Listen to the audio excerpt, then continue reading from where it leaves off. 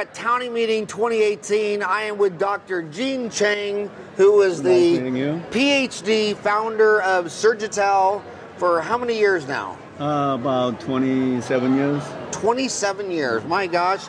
And he is with Karl Schwartz Howdy. MBA. Thank you. And they're arguing because one is University of Michigan Wolverine and he's Michigan State. And they just don't, he's a Spartan. They don't see eye to eye. Which one was the better school? I'll give it up. Dr. Chang got a doctorate. I think both of them good school. But this is an amazing background. I mean, he's a PhD. He's the president and chief scientist of SurgiTel, a division of General Scientific Corporation since 1992. From the late 70s to the late 80s, Dr. Chang led the development of advanced heads-up display systems for fighter jets, such as the F-15E, the A-10, the F-4. Over the last 25 years, he has been extending the ergonomic principles used for military display systems to clinical vision systems. This has led to SurgiTel's family of ergonomic loupes and illumination systems which prevent chronic neck and back pains and protect eyes from the hazards of LED blue light. Also, he has led the development of touch-free LED light to prevent cross-contamination and loupe-mounted video cameras, which can be displayed with smartphones or tablets. Numerous patents have been applied to designs of SurgiTel's loupes and illumination systems. Karl Schwartz has been with SurgiTel for 5 years, during which he has met many clinicians with avoidable working pain. He is working hard to spread the news that clinicians that working in pain and risking injury is not part of the job. And I have to sit here and tell you, first of all, my story is this. So my story is from 1984 for 20 years, I just like to go like this. And I like direct vision. And all these older people told me, don't do that, sit up straight, quit doing that, and you're young, and you know, you're young and you do all that stuff. It got to the point where even when I switched to loupes, I was trash. I mean, I do this the rest of my life. It got to the point where when I was changing lanes, when I would look over my shoulder, I get an electrical shock. And I was living with chiropractic. I never took any pills for it because it's not sustainable. I mean, you can't live on ibuprofen or aspirin or Tylenol the rest of your life. And it was actually, I got to give a shout out. It was to a lady named Sharon Mattern, who's married to a friend of mine, a dentist, Tom Mattern. And one day, me and Tom were in the garage doing a P90X. She said, Howard, just try hot Bikram yoga. So I thought, all right, I got nothing to lose. So I went to hot Bikram yoga, and that was the only thing that started to unwind it. And I went to hot Bikram yoga probably every day for 6 months, and to get to the point where I could change lanes without that shock. Yikes. So if I don't do, and the neat thing about yoga, after you do it a long time, you don't have to go to yoga class to do yoga stretches. Like, you know, if you're in the kitchen, you might throw your leg up on the counter, and, you know, I'm always doing it. But don't do what I did. My God, just don't. I mean, the best thing about a microscope is that you're looking in a periscope. The best thing about loupes, do it once, do it right, because you're a human. You're a monkey without a tail, and you got this S-curve spine. And this is a 10-pound bowling ball. Absolutely. And you lean that 10-pound bowling ball over. Remember, when you look at injuries, very seldom is it the acute injury, a car crash, a fall down the stairs, an acute injury. Usually it's a small movement that you do all day, every day. You have a bad bed, you have a bad pillow, you have a bad posture. I'll shut up, this is your business, you talk about it, but I would give $1 million to go back in time to get my neck back to this day. I mean, it ain't right. So is this, you obviously have, I'm not the first story you've ever heard of this. Oh yeah, we have all kinds of stories of my lifetime. When I started SurgiTel, our mission is we're trying to help clinicians practice safely. That's why we designed the first ergonomic loupes, adjustable flip-up kind of styles we designed it. Ever since then, we designed the improving frame designs and manufacturing technology. Today, we can make the even fixed loupes, like TTL loupes. We can able to fitting ergonomically correct any facial feature, any kind of people. Loupes actually. A lot of people believe the loop solution of ergonomic solution. Actually, 80%, more than 80% loupes has ergonomic problems. I think it's traditional custom TTL loupes. You know, there's all major brand kind of product. They are the force the clinician excessively tilting their head. That's why loupes actually creating neck problem, okay? Anybody wearing any loupes can able to eliminate a back problem because you can help you sit right. But actually loupes are more tilting your head. That's why today is loupe is a major problem. Majority of the patients coming to us, they're using very well-known brand loupes. You know, they actually have a neck problem. Some people, like hygienists, for example, some of them, after 5 years, you know, they quit it. You know, they cannot practice it. We have so many. So you're saying other people wearing other brands of loupes are harming their neck? Harming their neck. And why is that? Not enough angle there. They are forced to tilt your head more than before. Without using the loupes, you're tilting more your lower back. That's why you have lower back problem. Now you're using loupes, actually lower back problem eliminated, but they transfer that lower back problem go to neck problem. That's why there's a neck problem right now. Many people using loupes today. I think gonna be this epidemic problem. So I think the county's role, I think, if you do right, you can save a lot of people's career. You know, there's a proper education like what you do, massive education, provided information to, right information to. So you're saying the difference with SurgiTel is that the angle is more steep so you can keep your head up. Right. Because with loupes that have, like from the old days when they first started being adapted, they are flatter angle, and you're forced to look through your loupes. You can't get the magnification by looking underneath them. If you don't have loupes, in theory, you could still work upright. But if you have loupes where you have to look at this direction, then you have to tilt your head to make it happen. Your head tilt comes from where your subject is plus the angle of the loupes, and this is where you are. You're forced to look through it. So it takes a lot of technology. Dr. Chang like Dr. Chang said, we've been working on this technology for a long time, and it's not easy to get these to sit low, to sit at a good angle, to be right where the clinician needs them to be. And to have good vision at a good angle, it's not easy. So it's not often done. So I have some friends in Phoenix. I have 3 where their neck got so bad they have to do 100% of their work. And they chose a microscope. Yeah. Because with the microscope, you can absolutely sit up and they can, hold their back straight.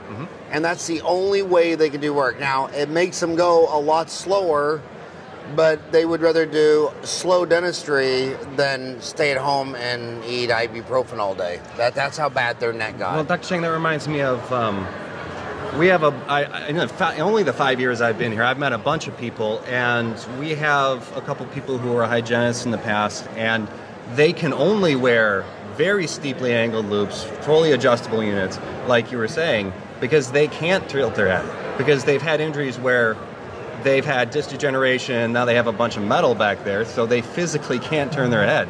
The only way to do it, the only way to look at a subject beneath them is with really steep ergonomic loupes. Nobody wants to get there. Nobody wants to get to the point where they have to treat their symptoms. And you know what? The best medicine is no medicine at all. I mean, you don't want to smoke a pack a day and then hope they cure lung cancer when you're 65. I mean, it's just that shitload smarter just to not smoke. And you don't want to end up, the first time you see a chiropractor, you need to say, why am I seeing a chiropractor? Yeah. When you're going home at night and you're having your lover pop your back or do, I mean, you got to ask yourself, just stop right there. Look at the older people that went for it. I'm 30 years down the road further than you. Don't end up with my neck. Yeah. God, how many dentists have had their lower spine fused, and then if they get their lower spine fused, it's an S-curve. So within 5 years, they're doing the upper neck deal. Yeah. You just can't do a long-term chronic inflammation pain and have it turn out pretty. You got to nip it right in the butt. What do you think the initial warning signs are that something's wrong? Problem what I'm seeing this one here. Today, a lot of dental schools, actually, let me go back. 20-some years ago, when I started teaching ergonomics, I'm preaching ergonomic product. A lot of people says, well, you know, our profession, you know, nobody can avoid a neck problem, okay? But actually, we says you can really avoid it if you're using the right kind of device. After then, I think today, actually, a lot of dental school teaching ergonomics. A lot of people knows head tilt, excessive head tilt is bad. The question is, why still people practicing the posture? Problem is a lot of misleading information out there. A lot of major companies, loop companies, still selling their loupes as ergonomic loupes. That's true, because they can eliminate a lower back problem. That's ergonomics, but it's not really helping neck problem. The other problem is young people bought loupes there. Until 5-10 years, you don't have any neck problem, probably, okay? Because their ergonomic problem never show up right away. They think they got the ergonomic loupes, like manufacturer told them to do. 10 years later, they can feel like tingling, neck problem there. Now they're blaming their pillow problem. Okay, I maybe sleep wrong last night. I think that's telling their wife go out and buy a new pillow. And also they complaining, well, I played golf yesterday wrong there, probably my neck problem. Actually, that neck problem started 10 years ago using wrong posture. But they didn't accept it. They're using excuses. I got ergonomic loupes, but I have a problem that because of my sports, my pillow, people making excuse. That's why Dental Town's role is educating those public. Probably you can best reward from yourself 100,000, maybe millions of people. You can save people. Yeah. I think you have a right job to do. You have your MBA. Yes. I have my MBA from Arizona State University, and 20 years after my MBA, I disagree with some of the fundamental things they taught us, like Adam Smith, efficient markets. Oh, yeah. That two people are efficiently trading. Yeah. That doesn't figure into the fact that there's $1 billion a day spent on advertising, clouding that transaction. That's right. When Adam Smith was doing it, I knew I had 4 chickens and I wanted your pig. Yeah. But Adam Smith, I don't know if he would believe half of what he says if he saw all these advertisements to make me think that your pig was, gluten-free and her whatever. It's just so much misinformation. Same thing when the internet came out. Exactly. Yeah. I thought when the internet came out, the whole world would have access to all information, free at zero cost. I'm only kind of an expert in a couple little areas. One, I'd say would be water fluoridation, and pretty damn good in dentistry. I've read every one of the 5,000 articles on PubMed on water fluoridation. Yet you Google water fluoridation on the internet, 99% of the sites are garbage, horror, it causes cancer. I mean, it's like if the consumer went on Google to learn about water fluoridation, there's no chance they'd read anything right. So then it makes me paranoid of learning about anything else on the internet. I have to go to a trusted site. Right. There's so much misinformation. So how do you fight misinformation? That's why we started publishing Over Practice News about 5 years ago. I'm writing articles every month about lighting, posture, and learning process, safety from LED light. There is today, I think there's young dentists probably facing two most critical probably area they have. One is neck problem. The other one is eye protection from LED light.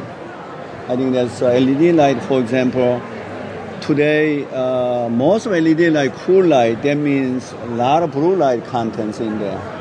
They probably watching all day long and curing light. Okay? When you're using curing light, what do? Orange filters, you're protecting your eye, right? Today, a lot of the LED light have real bad blue light content. CL Foundation have some research done.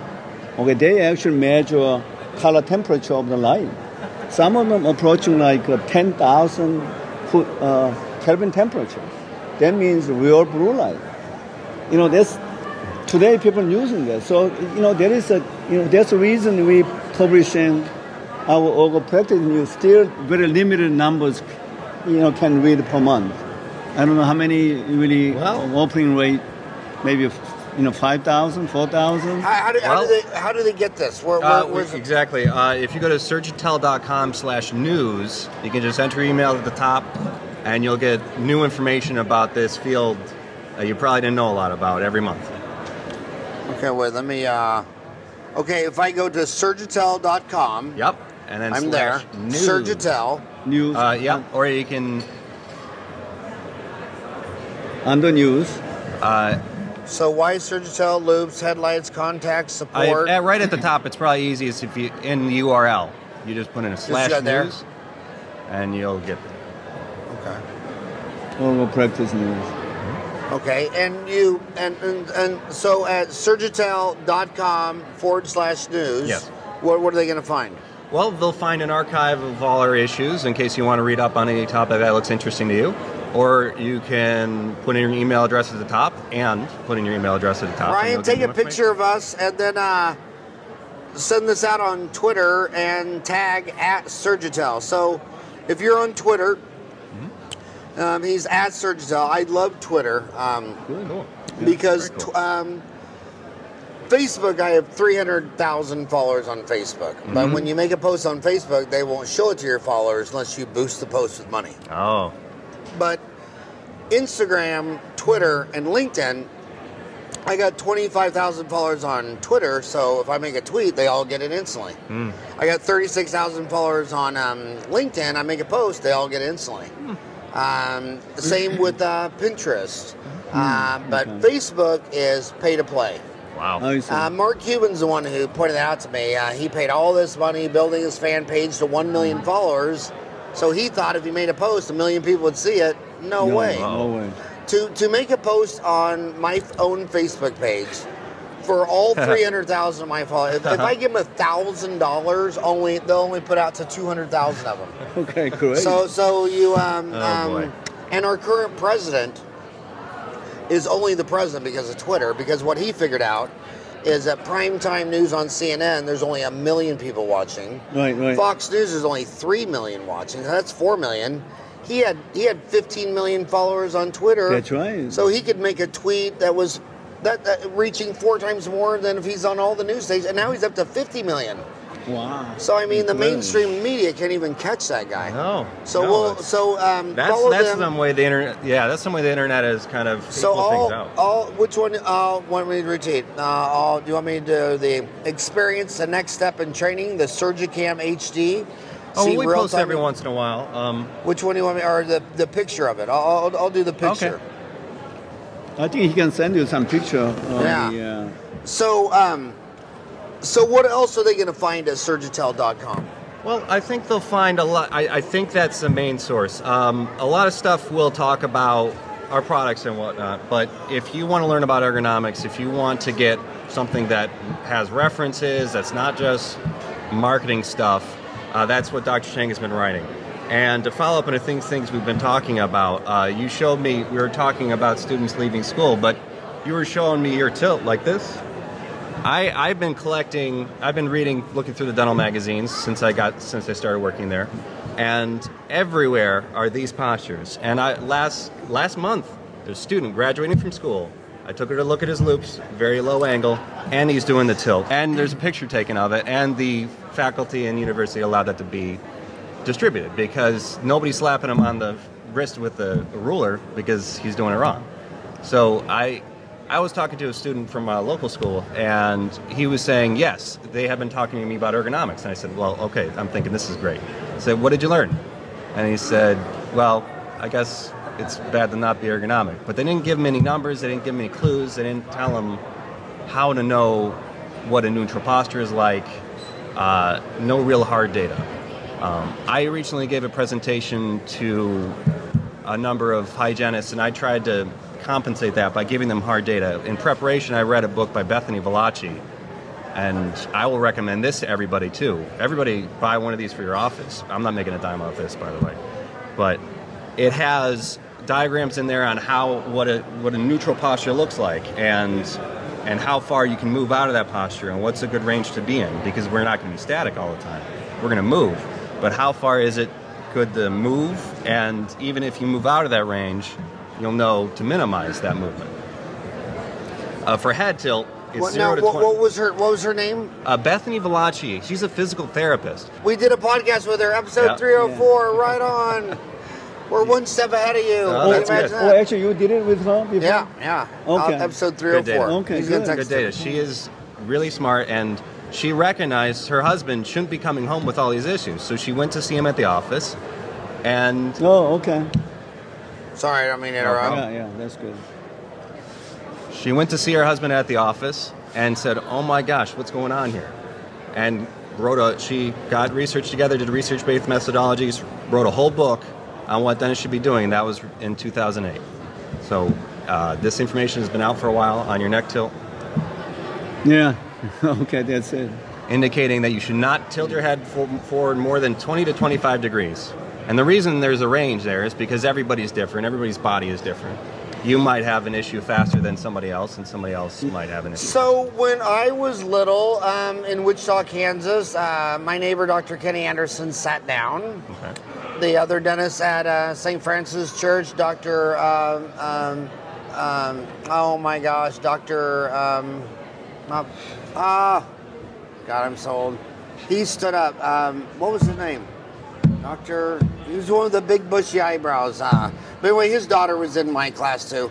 Her dad stood up, and another girl in my class, Dr. Pamela Knutson, her dad, Dr. David Knutson, sat down. And I remember sitting in the cafeteria at Bishop Carroll High School asking Pam, why does your dad sit down to do general dentistry? And Dr. Prapard asking his daughter, why does your dad stand up? And she said, I think it was Prapard. That was 1976. I'm having this conversation. Long time ago. And she said, well, my dad has to stand up because his back, he can't sit down. It kills his back. And then Pam said, well, my dad sits down. He's never mentioned it. Do you think that we need to revisit sitting down and maybe we should be standing up, or maybe the average dental stool that we sit on is part of the problem too?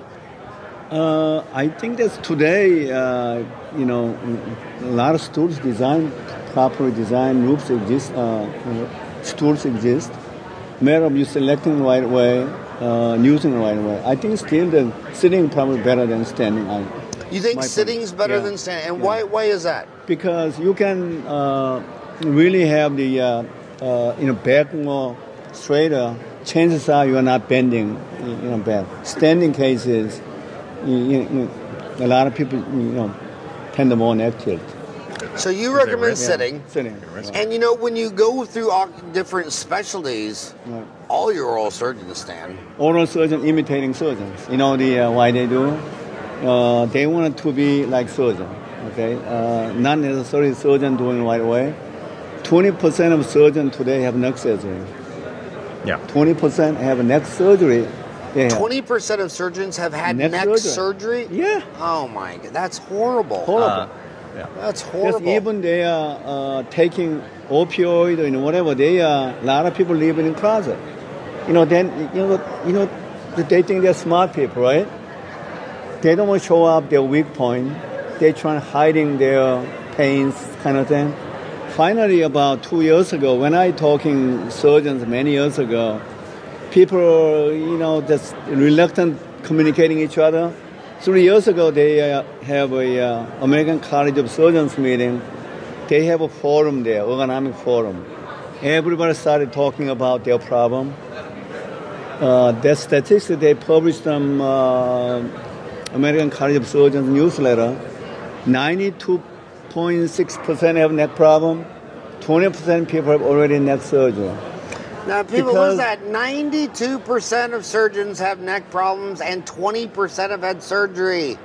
You're a baby. You're under 30. Don't be that guy. Yeah. Don't do that.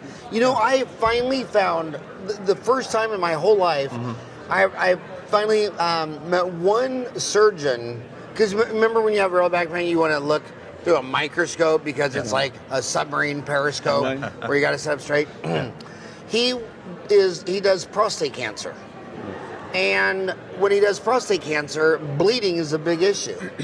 So he finally thought to himself, why are all my men just laying there on the table, bleeding like a sieve? So now, those ankle deals where you can stretch your back? Yeah. He lifts them up, and he lifts it up to the prostates right in front of him.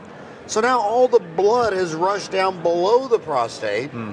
So now he's looking straight. You're all swollen with blood underneath.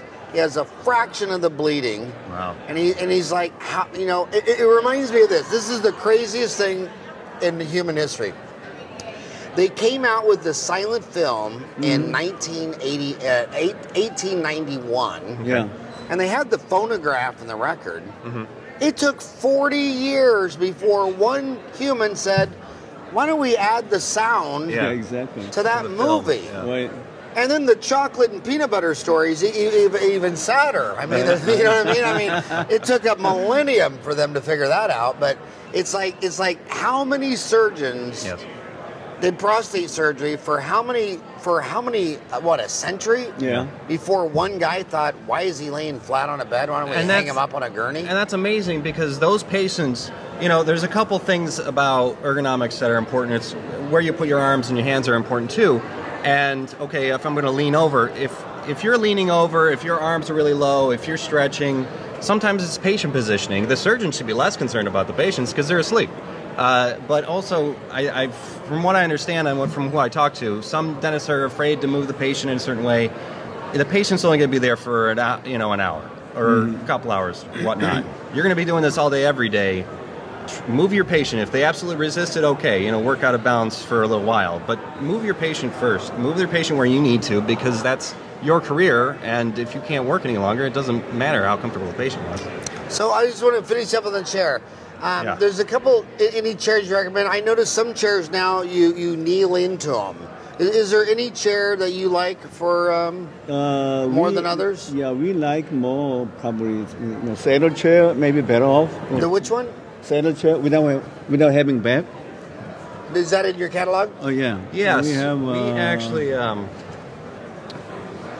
We partner with RGP. They're the experts. If we're the experts on loupes, but we let them be the experts on seating, and we work with them. Chairs without having back there. So So it's RGP brand seating, and where's RGP out of? Long Island. Long Island? No, not Long Island. Rhode Island. Rhode Island. Yeah. Ryan, find RGP brand seating out of Rhode Island. Do you know the CEO? CEO Kevin. Yeah. Well, why don't you tell him to come on the podcast, and we'll release him after you. Sure. So it can kind of be a category killer. Yeah. Okay. Good. And then I also want to switch gears completely now. I think the light has to do with it. Maybe we're bending over closer because we can't see, and maybe magnification is part of it, but maybe we're working in a dark hole. How much do you think the lighting has to do? And I love your lighting system because, number one, the assistants.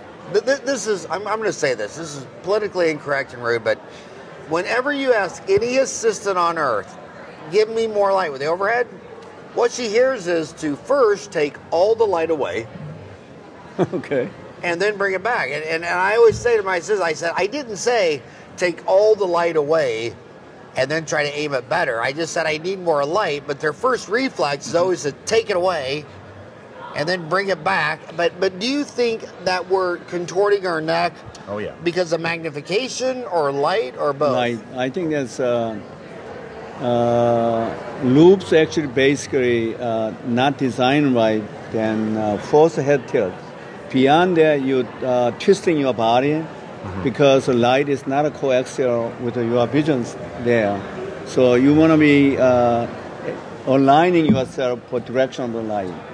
So that's why over the light is not a good way you work with. That's why head mounted light is essential part of the vision system. Right. And then the headlight, then a battery pack. Battery pack. And how long is the battery pack lasting? About 8 hours. You know when I actually what made me get mine? Yeah. You know what made me get mine? I was on a missionary dental trip. Yeah. Yep. And I realized it's really hard to do dentistry in your best friend's dental office, let alone on a lawn chair in Mexico or out in Tanzania, Africa. And so it was that. But I want to say one other thing that's kind of bizarre. The dentist will wear the loupes and magnification, and then he'll get mad at his hygienist because she missed this tartar and calculus, and the assistant, he's not happy with the temporary. Well, they're not wearing loupes. Right. All wet hands. If your hand gets wet in a mouth, it's loupes and a headlight. End of story. Yeah. The fastest way to increase quality is not to get a bunch of initials after your last name. It's magnification loupes for all wet hands. Endodontists will tell you the fastest way for them to quality is a microscope, and usually they just use it for the final check. Right before they obturate, they're looking at 8x, and about one time a day, maybe they do work 8 hours a day, 8 molars a day, 8 hours. Right before they obturate 1-2, they actually see a missed canal, they see a little bleeding point, or they see a bunch of slop on one side of the walls of one of the canals. But the fastest way to increase the quality of your dental office is magnification for all wet hands. Now up front, dry hands on deck, they don't need it. But all wet hands need magnification. And if you miss all wet hands, magnification, headlights, so they can see. If they don't have that, then you're running a Stevie Wonder operation. And, every time Stevie Wonder sends me a text, it's just like a bunch of random alphabetic numbers and letters. It doesn't make any sense. That's what you're doing when you can't see. Everyone needs to see. Yeah, yes. And I think there's also an issue with magnification level, because sometimes the doc will have a 3.5 times magnification or 4.5 times magnification, and the clinician, the hygienist will all be on 2.5. We do 2.5 to 8 times magnification. Our highest loupe overlaps a microscope. So if you have an 8 times magnification, then you wouldn't need a microscope. Some people go without it. There's a Canadian dentist who is always talking about us to all his associates because he's working on these really interesting cases. The trade-off is once you get a higher magnification, your field decreases, but you still see the whole mouth when you're at 3.5. There's no other issue, and then at 8, you're working on more specialty type stuff like 1 tooth at a time. And when I also love I run a democracy. So when I take an impression and I look at it under my loupes, my light, I look at it and I say that's good, I hand it to my assistant because it's going to go to a lab man that you're not going to be in the room with, and we don't discuss it. If this isn't good enough for her crown on her tooth, she just throws it she just drops it in the trash can. There's no words spoken, and we do it again. What you do is your assistant is not wearing loupes. Your assistant doesn't have the freedom to call your own bullshit and throw away the impression. So now the lab man has it. So then he's like, well, I don't want to call up and have you re-impress. You might get mad at me and drop your $6,000 a month account, or maybe we can work around it or whatever. Your staff has to have the freedom. I mean, I've been in so many dental offices where the dental assistant will ask the dentist a question. He says, well, you know what, go to dental school. I mean, that is so weird. You're trying to sell dentistry to a patient, and you can't even convince your own assistant or the hygienist, you know what I mean? If you can't sell your staff on what you're doing, why you're doing it, you probably don't even realize you only have a 30% treatment plan acceptance rate. So the staff, it needs to be an equal playing field. They need to have loupes. They need to have their own light. They need to have the freedom of no fear. In fact, they're representatives of the patient. Like, well, why are you doing this? Or to look down on your root canal and say, is that a fourth canal? Or to pull up your digital X-ray and say, should we go take a CBCT to that? Because on this mesial root, I mean, is that like an hourglass root shape, or is that an extra root? Because you're filing 3 canals, that looks funky. We got a Carestream CBCT. Do you want me to go take a 3-dimension of that? I mean, open up the freedom. Yeah. Make your lab feel safe to talk to you. Make your assistants and hygienists feel safe to talk to you. If you don't have a safe working environment, your people can't bring you the information you need to do dentistry faster, easier, higher quality, lower cost, more profitable. Yeah. And a lot of you guys are shy and say, they know I'm a good guy. They know I'm safe. Your lab man doesn't know that. Your receptionist doesn't know that. You have to tell people all the time. Yeah, and like you're talking about with the people who work there, and making sure, we're talking about the business side a bit, making sure that everybody's doing their best. Not only is that we were talking about vision, but ergonomics as well. If you say to your the hygienist, and hygienists are on a budget, and some dentists will help the hygienist out, some won't. And if they buy a poor, cheap pair of loupes, or a pair of loupes that is also expensive and not ergonomic, they can do that too. Their career is going to be shorter. You're going to be out somebody who you just trained. It's a real hazard for especially the hygienist who is working a lot of hours with those loupes on. Yeah, I buy all of my staff their magnification, their light. Excellent. And I think that's just standard operating procedure. I mean, you're the one that's going to have to eat all the remakes. You're the ones that are going to have more implants, have peri-implantitis because you didn't have loupes to see excess cement, miscalculus. I mean, again, the fastest way to increase quality is to be able to see.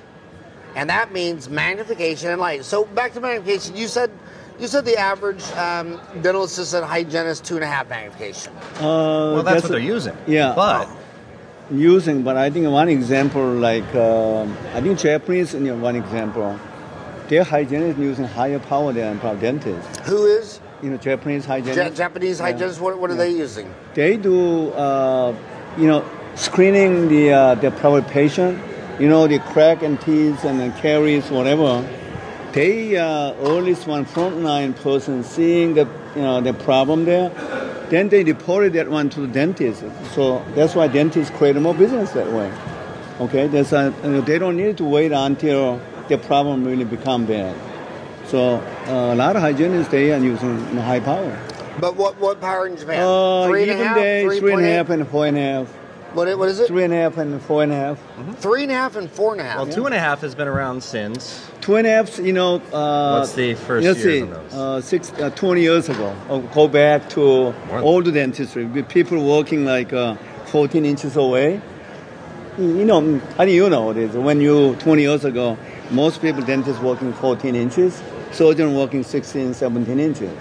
But today, dentists working like 18, 20 inches, that increase of the working distance require more magnification. At the 14 inches, you may 2.5 is adequate, but if you want to increase that one to 17 or 18 inches, that increase of the working distance of 20%, 30%, then same amount you have to increase, magnification power in order to see with a 2.5 at the 14 inches. So that's why today the other dental school started 3.5. So how do my homies listening to you? How can they get accurately measured? I mean, do you have reps in the field? Yes, we have the over 20 plus sales reps. We can visit it every dental offices. You have 20 reps in the United States that can cover every city in the United States? No kidding. What are they, on a flying carpet, or how do you? They're on the road a lot. They're on the road a lot. Yeah. Okay, so if I go to if you go to SurgiTel.com /myrep, all one word, you can type in your zip code. You'll find the contact of your person, and they know a lot. We want to make sure. Speaking of education, we want to make sure our reps aren't just out there slinging the product around. We teach them everything we know. Video camera, clinical seating, eye protection, ergo practice e-newsletter, specials, exhibitions, events, how to... Like contact us or schedule an appointment, something like that. So, why SurgiTel, loupes, headlights, reviews, support, so contact. Yep. Okay, wait, I saw another one. I saw a contact your local rep. That's the one. Okay, so I will type in your zip code. Yep. So I'll type in 85044, submit.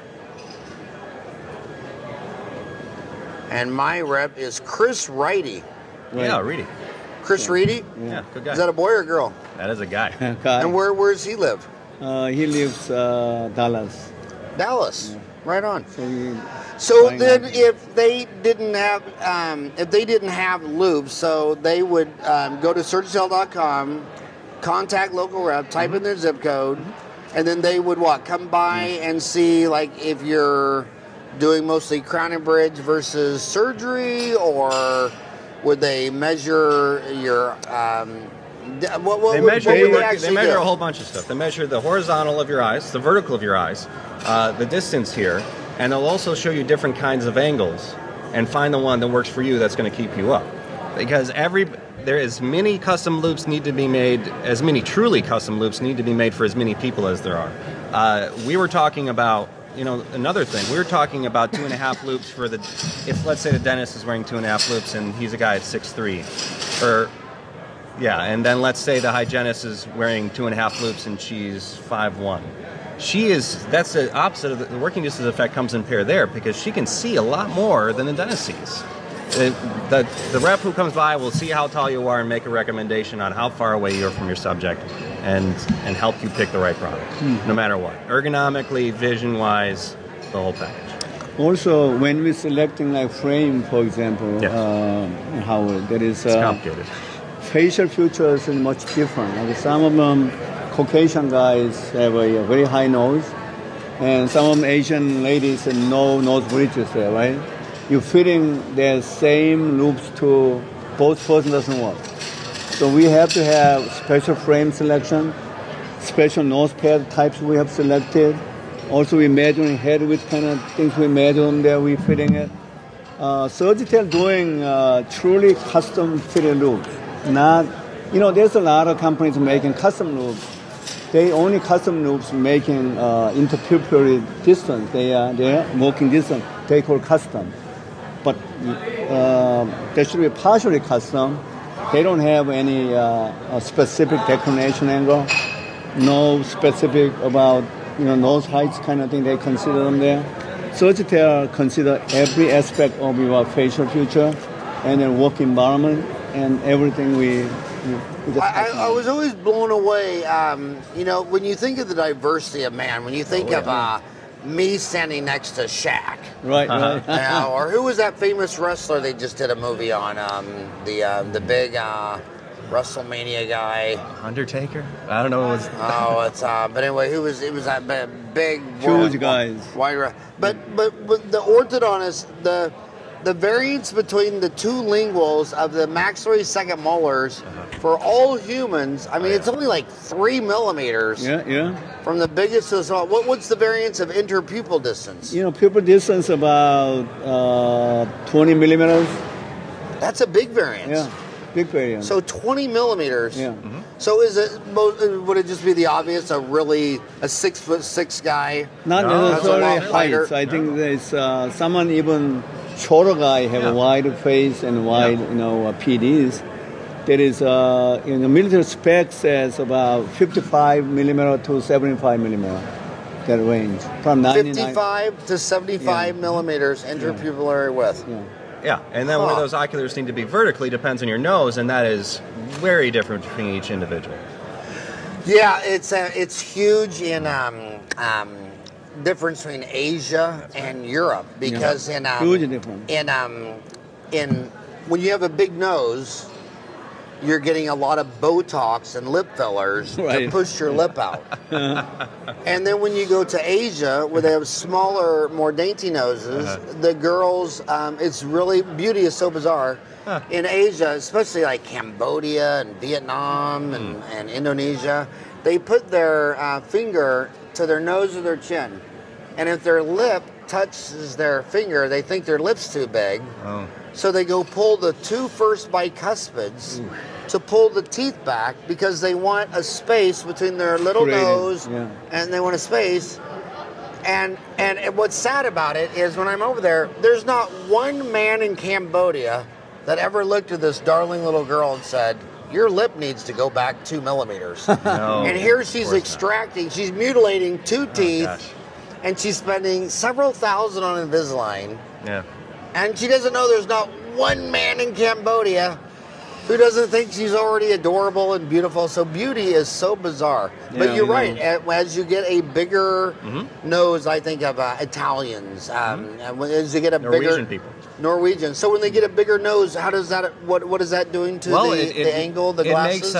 It makes it more of a challenge. But we've developed some technologies where the oculars can sit very low. In fact, we have one of the older limitations of designs is glasses that have a rim on the bottom. We've made a lot of rimless designs. We carry Oakley frames that have a rimless design, so the ocular can drop right up the edge or even below it a little bit, and that'll help. So talk about the Oakley, because that's a B2C fashion brand name. How did you get tied up with? What was that decision? You know, what's the story on that? That is the story there. Early days, I designed the ergonomic FLM loupes. Okay, then surgeons and everybody told me, Dr. Chang, you're making good product. Why don't you just make TTL loupes? I said, I really cannot. I don't want to offer TTL loupes. You know, there's when I started this specific company, or previous company, I did it. Military kind of system. I'm the Christian. I thought about there. I'm making, helping, pilots. They're great. They can fight better. But I thought about God-given talent. I can use better way, more people. That's why I thought I want to use my talent. That's why I sold out the companies in my stock, and then I started this. Then. So you felt bad making military stuff for military? Yeah. That's very interesting. And then I started the FLM loop, the very ergonomic one. I helping I did a lot of survey with surgeons how they're working. Then people are trying to ask me making TTL loops, okay? But I cannot make like all the traditional loops hurting the people, okay? But I don't want to do that. So I refuse. So that's why I started inventing frames. Actually, we designed them, pentascopic angle, you call it, tilted inside. That way I can able to mount it, loops to the low angle, or minimum, okay? That's the reason I'm looking for same kind of sports frame. Oakley exactly meeting my requirement. That's why I contact Oakley. And then Oakley frame design, initially there was this founder. He was riding the mountain bike. There's a rock, there's a problem there. So he tilted that pentascopic angle like our frame, exactly same angle, almost. So that's why I go out there meeting them there. I'm going to use your frame for our design. That's why Oakley and we. And where's Oakley? Where are they out of? San Fran? They're located in California. There's in Southern California area. Southern California. What cities are they in? It's like Foothills. Foothills. Foothills. Okay. Foothills. Yeah. Yeah, that is an interesting. I want to go back to the. I think that's so romantic that you didn't want to participate in building the technology that kills people. Right. And talk to us about that journey. How as a Christian, actually, I want to do something helping people. You know, actually, when I started this business, not really trying to make money. I'm trying to help the people. I'm on based on my face. My wife said, you're really crazy. You know, we have a good company. You leave that company, started doing this one here. I said, yes, I'm going to do it. That's why I started this. I never regret it. You know, I think we have a lot of things to offer. I think that today we have all the tools. Basically, we can able to prevent anybody willing to do. We can eliminate that problem. When I started working, I can guarantee that is a beautiful story. I mean, way too many Americans do not practice self-examination on their own country's military. I mean, it's, you know, the end of World War II was the war to end all wars, and it wasn't even an hour and a half, and they were in North Korea for 10 years. Then they were in Vietnam. They've been in Afghanistan for 16 years. Then Iraq. They leveled Libya. I mean, when I look around at all the actors in the world, I'm most frightened of my own country. I don't wake up at night worrying about all these other countries. I wake up at night worrying about our own damn military. And I think that is absolutely amazing that you said enough is enough and walked away from that. Dr. Chang's when I started working for Dr. Chang, I was just looking for work. What? I was just looking for work when I started looking for work. When I got out of my MBA and I ended up hooking up with SurgiTel. But I never told you this, Dr. Chang, but I'm thinking, okay, you know, if they don't pay me enough in 3 years, I'll go somewhere else. It's been 5 years and you guys do pay me enough, don't worry about it. Okay. It's because it's really interesting to work for a product that, honestly, when I talk to people and who have our product and have solved their issues, and it's great. It's nice to come to an event like this event or any other event and talk about a product I know is going to help somebody. It's a lot easier to be in a marketing department in that company than any other. And that's why I love dentistry. Mm-hmm. You're a different breed of cat who goes to college for 8 years to help another human get out of pain with your hands. Yeah. You live in a surgery. We're all surgeons. You know, 80% of physicians just write prescriptions. Right. We all do surgery in an operatory. We're all surgeons. But the type of person who goes to school for 8 years, I don't care if I'm meeting him in Poland or Cambodia, they're a special breed of cat. I love my homies. But back to my question. What is the most common magnification in America? Is it different for general dentists versus implantologist or endodontist? What are you mostly selling? What magnification? What lighting system? How many different products do you have? We have the 2.5 to 8x. I think that we have most options available. But list them all. 2.5, 2.5, 3.0, and 3.5, 4.5. 5.5, 6.5, 8.0. So you have 1, 2, 3, 4, 5, 6, 7.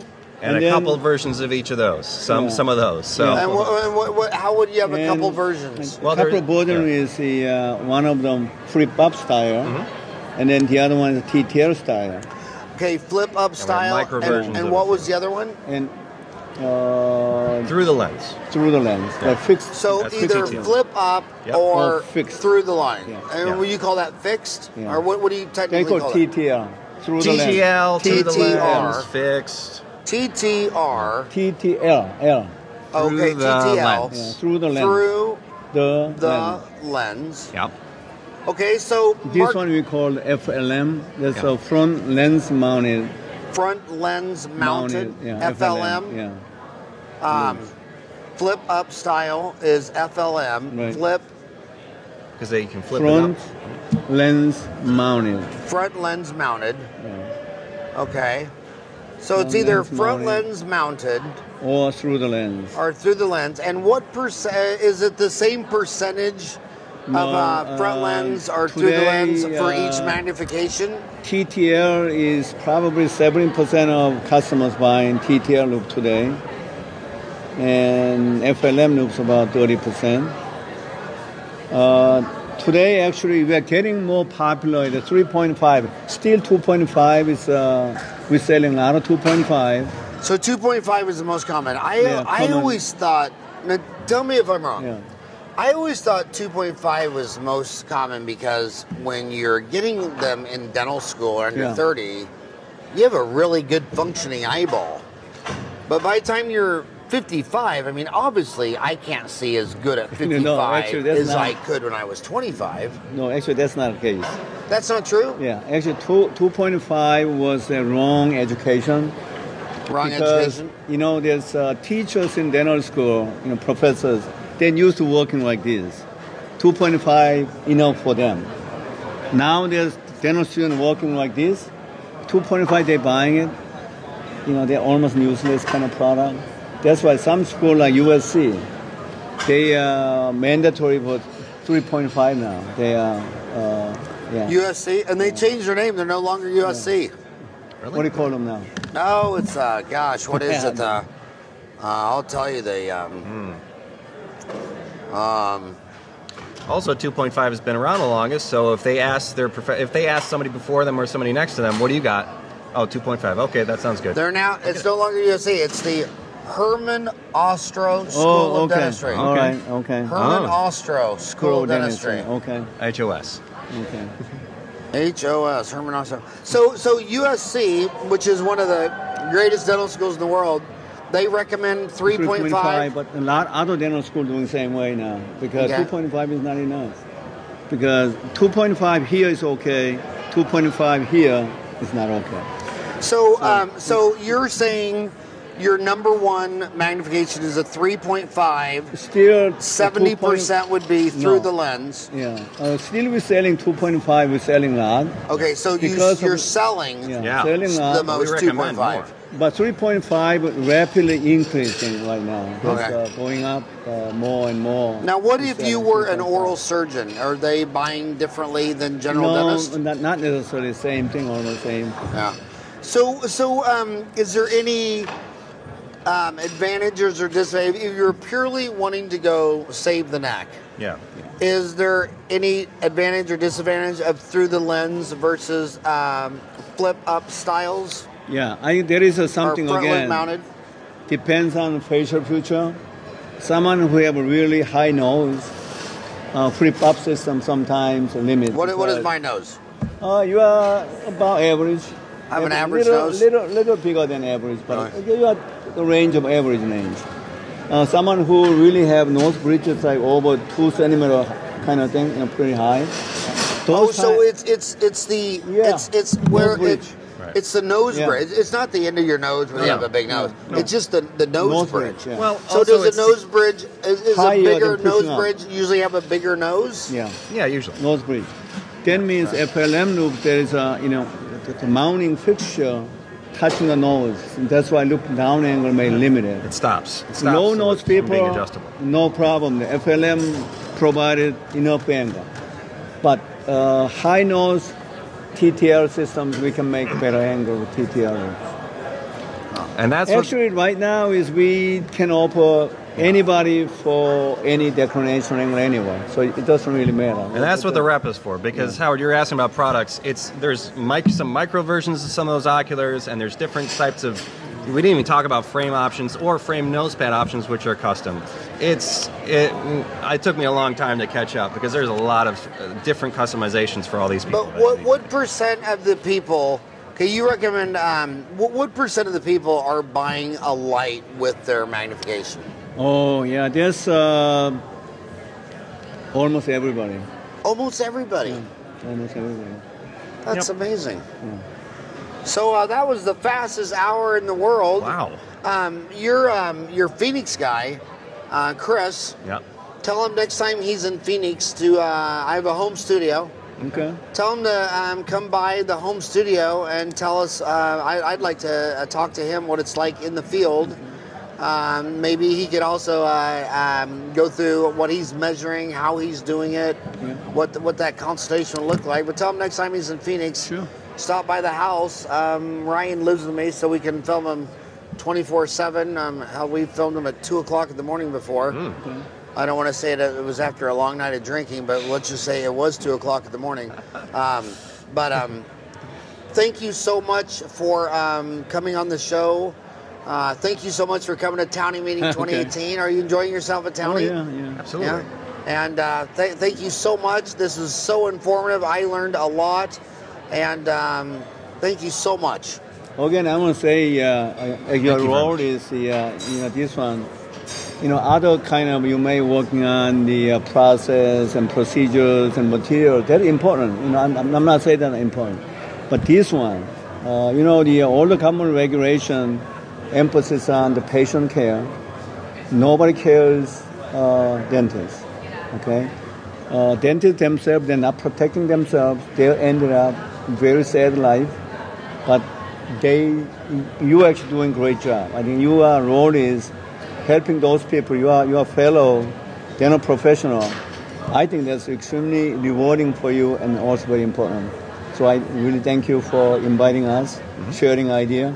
Anytime you have come to Michigan and drop in, I will show you what you do. We have 2 big CNC machines set it up there, and they are really automated drilling kind of thing. In Chicago?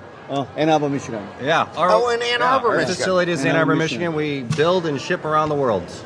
Well, do me a favor. Yeah. Get me your chair guy CEO. Oh, sure. I'd like to talk about that. And if you're ever visiting back in Seoul, Korea, I'll pay my own way. I give anything to lecture in Seoul. Okay. I mean, I've lectured in 50 countries. I haven't not lectured in Seoul. Oh. So what I'm going to do is... Not done yet, Seoul? What's that? You did a lecture in Seoul yet? I've never been invited to Seoul, so here's what I want you to do. I want you to send me an email, howard@dentaltown.com. I will find out. I'll reply back to my other 2 Korean buddies, Dr. Park, who has Megagen in Seoul, right. and Dr. Byung-sa, who has Bisco in outside of Chicago. What city is that in? Schaumburg. Schaumburg. Yeah, Schaumburg. And maybe between you 3, maybe the 3 of you can get me a lecture in Seoul, Korea. Seoul is a beautiful city and very vibrant city. What I like the most about a couple of interesting things I love most about Seoul. They also had a dental town.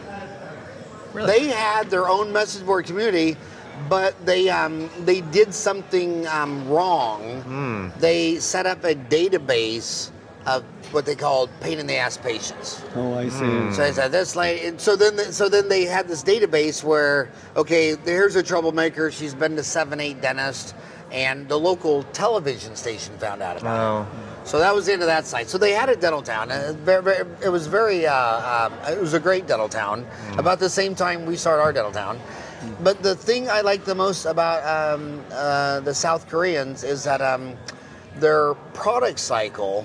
We were talking about between when Megagen Dr. Park has an example. What people don't realize that first he was a massively successful dental. He had a dental hospital, 10 floors tall. He had one level was oral surgery, orthodontics, pediatrics, 5 floors of dental dentistry. And when he would get an idea, he would change his implant design. He'd mill out 100. And his 100 dentists would have them all placed by Friday. Compare that to the United States and Europe, where a dental school, like say Michigan, first they talk about it for a year, then they apply to grants, and then they get the grants, and they'd spend a year designing the study, and then they would set up for their grad students. So the time they had an idea, by the time they had the end results would be 5 years. The Koreans, 5 months. 5 months. So when they shorten that, and they do the same thing with bonding and bleaching and all their techniques, the experiment is usually done in 90 to 100 days.